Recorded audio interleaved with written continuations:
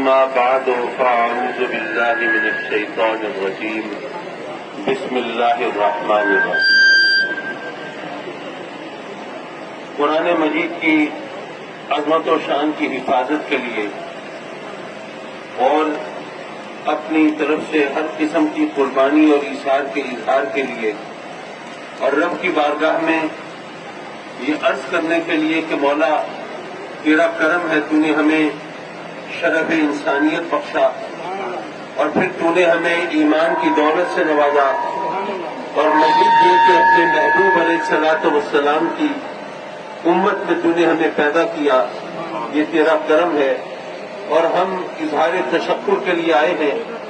اور یہ بات ذہن میں رکھیے کہ اس وقت ساری دنیا میں اگر کسی اور مذہب کے ماننے والوں کے لیے کوئی آزمائش نہیں، کسی اور مذہب کے مقدس ہستیوں کے بارے میں کوئی اختلاف نہیں، ان پر کوئی توہین نہیں، ان کے مقدس مقامات یا ان کی مقدس چیزوں کے لیے لوگوں کی طرف سے، دنیا کی طاقتوں کی طرف سے کوئی منفی انداز نہیں، یہ صرف مسلمانوں کے لیے اور اسلام کے لیے ہے.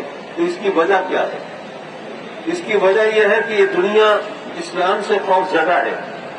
اسلام کے خلاف پروپیگنڈا کرنے کے باوجود، اسلام کو تخریب کاری اور دہشت گردی کا مذہب قرار دینے کے باوجود، اسلام کو تنگ نظری اور متعصبی کا شکار قرار دینے کے باوجود وہ دنیا دیکھ رہی ہے کہ دنیا میں سب سے زیادہ تیزی سے پھیلنے والا مذہب اسلام ہے. خود ہیلری کلنٹن نے کہا تھا کہ اسلام از دا فاسٹسٹ گروئنگ ریلیجن ان امریکہ. اور آج صرف امریکہ کی بات نہیں، آج ساری دنیا کی بات ہے کہ اسلام کی صداقت اور سچائی یہ منہ بولتا ثبوت ہے. اب ایسے میں آپ نے کبھی سوچا کہ چلیے باقی مذہبوں کو چھوڑ دیجئے، لیکن ہندو مذہب جس میں جانوروں کی پوجا کی جاتی ہے، جس میں بندر بھی ان کا دیوتا ہے، جہاں ہاتھی اگنیش دیوتا ہے، جہاں پر سانپ ان کا ناگ دیوتا ہے، وہاں پر 35 لاکھ دیوی دیوتاؤں کی پوجا ہوتی ہے، ان کا کوئی مذاق نہیں اڑاتا. لیکن اسلام جہاں پر توحید کا علم ہے، جہاں پر لوگ اس قسم کی صورتحال پیدا کرتے ہیں، اب ہم دیکھتے ہیں کہ اسلام کے خلاف ساری دنیا اکٹھی ہو رہی ہے. برما میں جو بدھ مت کے ماننے والے ہیں، جن کا مذہب ہے اہنسا کا، عدم تشدد کا، جو کہتے ہیں کہ ہم گوشت نہیں کھاتے صرف اس لیے کہ اپنا پیٹ بھرنے کے لیے کسی جانور کی جان لینا یہ ہمارے لیے جائز نہیں، جو جانوروں کی جان لینا جائز نہیں سمجھتے، وہاں پر مسلمانوں کی جس طرح جان لی گئی اور جس طرح قتل و غارت گری کا بازار گرم کیا گیا، یہ تاریخ کا تاریخ بات ہے.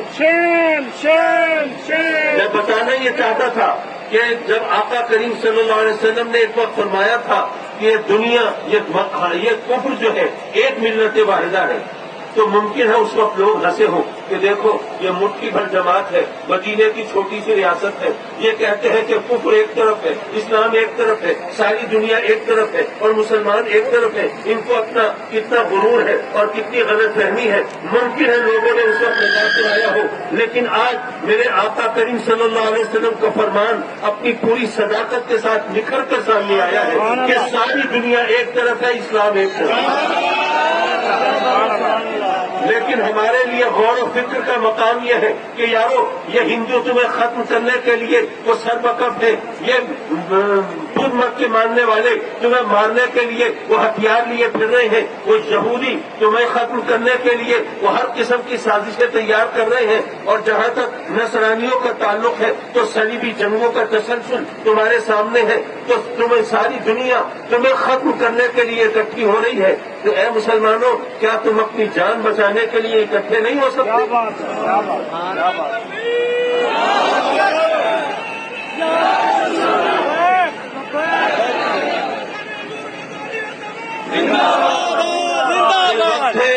یہ وقت ہے امت مسلمہ کو اتحاد و اتفاق کی دعوت دینے کا. میں تسلیم کرتا ہوں کہ یہ کوئی لمبی چوڑی تقریر کا وقت نہیں، لیکن ایک بات بہت غور سے سنیے. میرے آقا کریم صلی اللہ علیہ وسلم نے فرمایا تھا کہ مسلمان ایک جسم کی مانند ہے.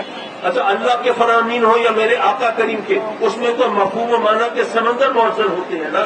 اس میں ایک مفہوم تو آقا کریم نے خود متعین کر دیا، فرمایا مسلمان ایک جسم کی مانند ہے. جس طرح جسم کے ایک حصے کو تکلیف ہو سارا جسم اس تکلیف میں شریک ہوتا ہے. چوٹ انگلی کو لگے آنسو آنکھوں سے بہتے ہیں، چوٹ انگلی کو لگے سسکیاں ہچکیاں تو ہمارے منہ سے ہونٹوں سے ادا ہوتی ہیں، چوٹ انگلی کو لگے لیکن تکلیف سے ہم ایڑیاں رگڑتے ہیں. تو اس طرح مسلمان ایک جسم کی مانند ہے. ایک مسلمان کو تکلیف پہنچے سارا عالم اسلام اس تکلیف میں شریک ہونا چاہیے. لیکن اس کا ایک اور مطلب بھی ہے، آپ نے اگر کوئی کام کرنا ہو تو ظاہر ہے سارے جسم کو یکجہتی کا مظاہرہ کرنا پڑتا ہے. ایک قلم ہاتھ میں ہو، دوسرے ہاتھ میں کاغذ ہو، آنکھوں سے دیکھیں گے، ذہن سے سوچیں گے، آپ کی ٹانگیں آپ کو پرسکون بیٹھنے پر آمادہ کریں گی تبھی آپ لکھ سکیں گے.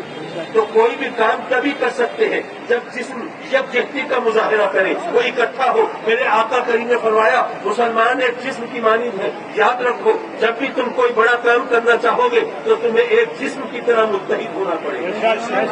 اور اس حدیث کا ایک اور مطلب بھی نکلتا ہے، یارو مسلمان ایک جسم کی مانند ہے. ذرا سوچو کیا یہ ممکن ہے کوئی شخص میرے اس ہاتھ کا دوست ہو اور اس ہاتھ کا دشمن ہو؟ کیا یہ ممکن ہے کوئی میرے سر کا دوست ہو اور سینے کا دشمن ہو؟ نہیں، جس میں ایک اکائی ہے، یا کوئی دوست ہوگا یا کوئی دشمن ہوگا. بس دوست اور دشمن کو پہچاننے کی ضرورت ہے. میرے آقا کریم نے بھی فرمایا مسلمان ایک جسم کی مانند ہے. اے مسلمانوں اگر تم جسم کی طرح متحد ہوگے تو تمہارا دشمن بھی ہے، تمہارا دوست بھی ہے. یہ کیسے ممکن ہے کہ کوئی افغانستان کا دوست ہو اور ایران کا دشمن ہو؟ کیسے ممکن ہے کوئی پاکستان کا دوست ہو اور ترکی کا دشمن ہو؟ کیسے ممکن ہے کوئی حجاز کا دوست ہو اور لبنان کا دشمن ہو؟ نہیں، اے مسلمانوں تمہارے دشمن تمہارے دوست ایک ہے، صرف پہچاننے کی تمہیں ضرورت ہے. اس لیے آج یہ موقع آیا ہے جب ہم قرآن کی عظمت کی بات کرتے ہیں تو وہ قرآن کو جلانے والے وہ سازش کر رہے ہیں. دیکھیے مجھ سے ایک آدمی نے کہا، صحافی نے پوچھا کہ جناب پاکستان میں بھی تو قرآن جلانے کے واقعات ہو جاتے ہیں، تو اس پر تو آپ اتنا ہنگامہ نہیں مچاتے، اس پہ شور نہیں مچاتے. میں نے کہا یہاں پہ کوئی قرآن کو نظر آتش کرتا ہے بے شک وہ غلط کرتا ہے، لیکن وہ توہین کی نیت سے نہیں کرتا، وہ تو غلط فہمی کی وجہ سے کرتا ہے. اس پر بھی ہم بے حرمتی کا فتویٰ لگا کے اس کے خلاف بھی احتجاج کرتے ہیں. لیکن سویڈن کے اندر جو کچھ ہو رہا ہے وہ دراصل اسلام دشمنی کی وجہ سے ہو رہا ہے. وہ عدالتوں سے وہ منظوریاں لے کے آتے ہیں، جناب ہمیں تحفظ فراہم کیا جائے، ہم قرآن کو نظر آتش کرنا چاہتے ہیں، اس کو تحفظ دیا جاتا ہے. تو اس کا مطلب یہ ہوا کہ وہ دنیا کے امن کو تباہ کرنا چاہتے ہیں اور پاکستان مسلمانوں پر وہ دہشت گردی کا لیبل لگانا چاہتے ہیں. اب یہ ہمارا کام ہے، یہ جم غفیر ہے، لیکن انہوں نے ہاتھوں میں پتھر نہیں اٹھائے ہوئے، انہوں نے ہتھیار نہیں اٹھائے ہوئے، یہ گولیاں نہیں برساتے، یہ خون کی زبان میں بات نہیں کرتے، یہ محبت کے دعوے دار ہیں. یہ کہتے ہیں ہمارا ساری دنیا کے لیے پیغام محبت ہے. تو پھر ہمارے طرف تم نفرتوں کی بوچھاڑ کیوں کرتے ہو؟ یہ عظیم ہمیں یہ پیغام دینا ہے کہ ہم ان تخریب کاروں اور دہشت گردوں کو بتا دینا چاہتے ہیں کہ جو اسلام ہے وہ بے شک امن و سلامتی کا مذہب ہے، لیکن امن و سلامتی کا مطلب یہ نہیں ہے کہ آدمی بزدل ہو جائے. اس کا مطلب یہ نہیں ہے کہ وہ ہر محاذ پر وہ شکست تسلیم کر لے. نہیں، ہم سر کٹانا بھی جانتے ہیں اور سر کاٹنا بھی جانتے ہیں.